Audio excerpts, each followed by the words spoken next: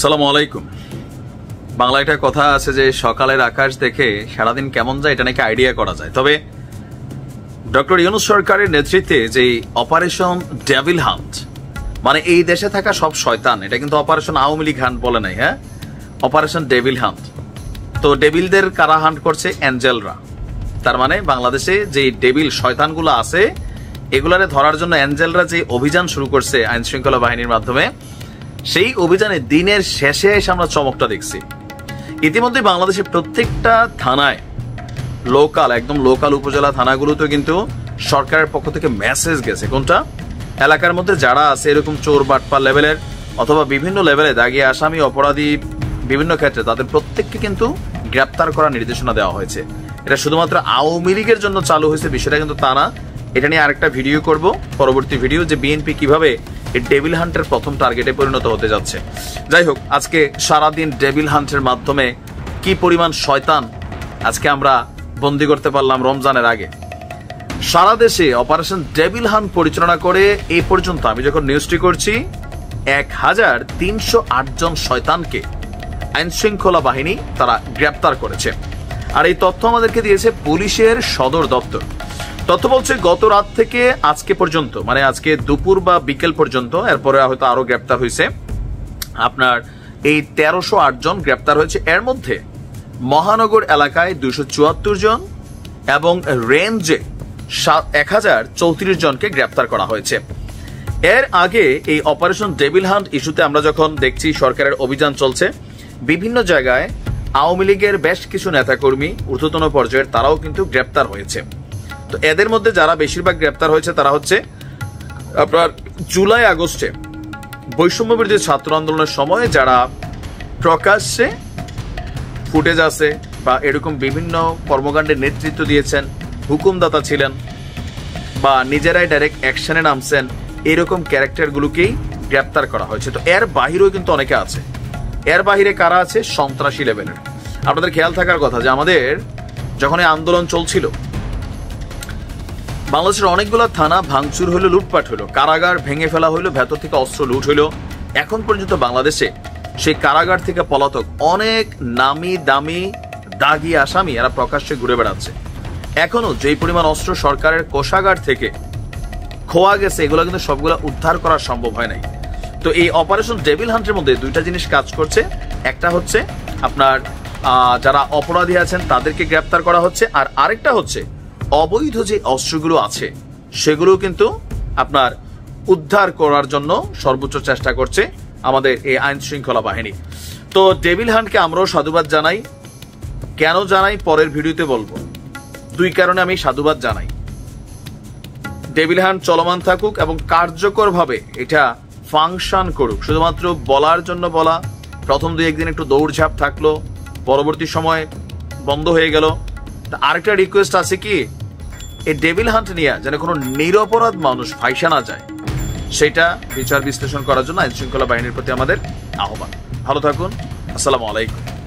আমার মনে হয় আজকের এই ভিডিও দেখার পরে ছাত্রলীগ, যুবলীগ, আওয়ামী লীগের অনেক নেতাকর্মীরা তবা কইরা নূর বাবার ভক্ত হয়ে যাবেন। মানে এতদিন আপনারা যাকে বিকাশ নূর বলতেন তাকে এখন আপনারা বলবেন যে বাবা নূর।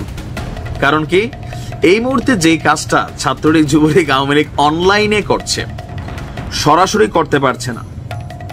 বৈষম্য বিরোধী ছাত্রদের বিরুদ্ধে কোনো বক্তব্য বাংলাদেশের মাটিতে এই মুহূর্তে আওয়ামী লীগের কোনো নেতাকর্মী দিতে পারতেছে না।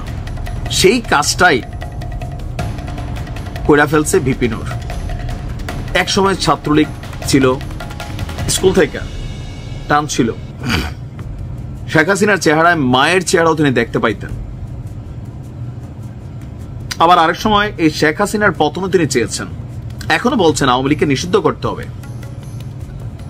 বাট এর বাইরে তিনি গতকালকে যে কথাগুলো বলছেন, বৈষম্য বিরোধী ছাত্র আন্দোলনের একদম প্রধান সারির সমন্বয়ক সার্জিস, হাসনাত, নাহিদ, আসিফ, মাহফুজ, হান্নান মাসুদ, আরো যারা আছেন প্রত্যেকের এক ধরনের পোস্টমর্টম করে দিচ্ছেন। আর এটাতে কি হবে, ছাত্রদের মধ্যে আরো বিভাজন বাইরে যাবে। তবে তিনি বলছেন বিভাজন তারাই বানাইছে। হাউ?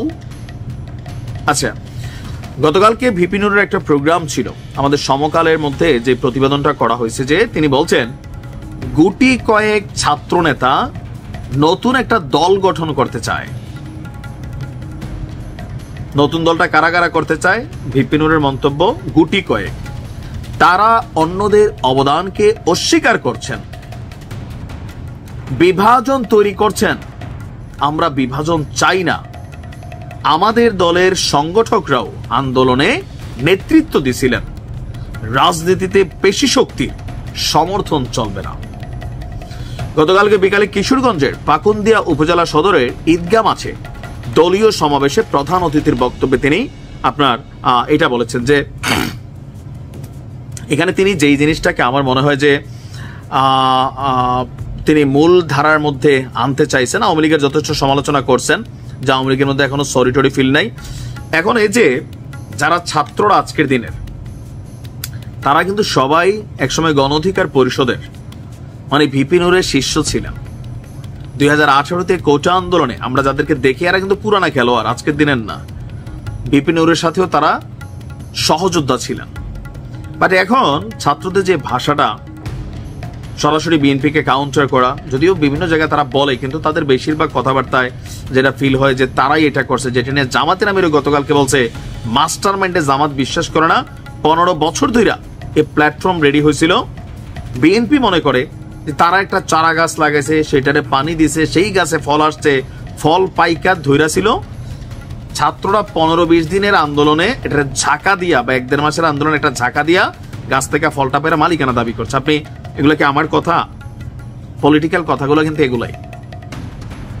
এখন অন্যরা বলছে এতদিন, সেটা একরকম বুঝতে পারছি, কিন্তু ভিপি নুর আজকে যে কথাটা বলেন, গুটি কয়েক ছাত্র নেতারা বিভাজন তৈরি করছেন, অন্যদের অবদানকে অস্বীকার করছেন। এখন এই কথাগুলো সমন্বয়কদের জন্য এই মুহূর্তে দল তৈরির আগে কতটুকু ইফেক্ট ফেলবে, প্রশ্ন হচ্ছে এইটা। আমার কাছে মনে ইফেক্ট ফেলবে না। কেন ফেলবে না? জাতীয় নাগরিক কমিটির যে রাজনৈতিক দলের ফরম নিবন্ধন দেখছেন তো, একদিনে নাকি 1 লক্ষের উপরে হয়ে গেছে নিবন্ধন, যেটা google.com এর মাধ্যমে, মানে গুগল ফর্মের মাধ্যমে করা হচ্ছে। হিউজ সারা পোলাপাইনের। সেই তুলনায় গণ অধিকার পরিষদের পেশি শক্তি, এদেশে যার পেশি শক্তি আছে সে দেখায় ভাই। এখন বৈষম্য বিরোধীদের একটা পেশি শক্তি আছে। আমরা গত 2 দিনের বুলডোজার ঝড়েটা দেখছি, এর আগে আওয়ামী লীগের পেশি শক্তি দেখছি, এরও আগে বিএনপির দেখছি, এখন আবার বিএনপির দেখতেছি, কিছু কিছু জায়গায় জামাতেরও দেখতেছি। তবে সবসময় সবার হাতে মাইটের খাওয়া দল কিন্তু গণ অধিকার পরিষদ, এটা আবার ভাঙা গেছে। তো এই মুহূর্তে আইসা তিনি বলছেন যে পেশি শক্তি প্রদর্শন চলবে না। এখন ভিপি নুর আসলে তিনি এক এক সময় এক একটা বক্তব্য দেন, মানুষও কনফিউশনে থেকে তিনি কোন পক্ষে, অনেকটা আমার মতন কনফিউশনে পড়ে যান। আওয়ামী লীগ, বিএনপি, জামাত, কত যে নাম, তারপর দালাল, দোসর, তারপর ভাই আগাই যান, ভালোবাসা, তুই খারাপ, তুরে, কুমিল্লা। এটা হয় কি জানেন, আমরা যখন যে নিউজটা করি, যেটা আপনার ভাল লাগে, এই চেহারাটার মধ্যে একটা পুনপুন্না ভাব ফিল হয়, আদর ফিল হয়, মায়া ফিল হয়। হ্যাঁ, স্ক্রিনে না থাকলে একটা চুম্মা খাইতে ইচ্ছে হইতো, আবার কারো কারো হয়তো গালের চামড়া টাইনা ছিঁড়া ফেলতে ইচ্ছে হইতো। ডিপেন্ডস অন নিউজ, যেটা আপনি শুনতে চাচ্ছেন আমি ওইটা বলতেছি কিনা। এখন আমি ওইটা কেন বলি না, কারণ আমি কোন দলের পেইড এজেন্ট না যে আমি অমুক দলের সাপোর্ট করে ডাইরেক্ট নিউজ করে যাবো আর বাকি যত দল আছে সব খারাপ। আমার নিউজগুলো মিক্সিং এই কারণেই, আমার কাছে যেটা ভালো মনে হয় ভালোটারে ভালোই বলি, যেটা অন্যায় মনে হয় অন্যায়টা অন্যায় বলি। আজকে আপনার কাছে যেটা আমার ভিডিওটাতে মনে হচ্ছে অন্যায়, তার মানে আপনি ক্ষমতায় আছেন। আমাদের মতন মানুষ যারা সবসময় যারা ক্ষমতায় থাকে তাদের অপছন্দের মানুষ হয়ে যায়। আবার এই আপনি যখন বিপদে পড়বেন, ক্ষমতার বাহিরে যাবেন, তখন আমারই মনে হবে আপনার কাছের মানুষ। তো ভিপি নুরের বক্তব্য মাঝে মাঝে এরকম হইয়া যায় আর কি। তবে অনেকটা জ্বালা পোড়া আছে ওনার। সরকারের উপদেষ্টা পদে ঢুকার জন্য অনেক চেষ্টা করছেন, কিন্তু আসলে জায়গা হয় নাই। আবার ইলিয়াস ভাই ধুইয়া ফেলে, হ্যাঁ, পিনাকি দাদাও ধুইয়া ফেলে, একটা মিডিলে পড়ে গেছে। আবার কয়েকদিন আগে ওনার সাথে রাইট হ্যান্ড সেই লেভেলে মাইরও খাইয়া ফেললো বৈষম্য বিরোধীদের হাতে, মান সম্মান ইজ্জত শেষ। তো সবকিছু মিলাইয়া এখন বক্তব্য দেওয়াই ওনার কর্মকাণ্ড। তবে ওনার বক্তব্য আমি দেখছি আওয়ামী লীগের পোলাপাইন বা যারা অনুসারীরা আছেন খুবই অনুপ্রাণিত হয়েছেন। কিন্তু 3 দিন আগে বিকাশ নুরু নুরু এটা বলা হইতো। ভালো থাকুন।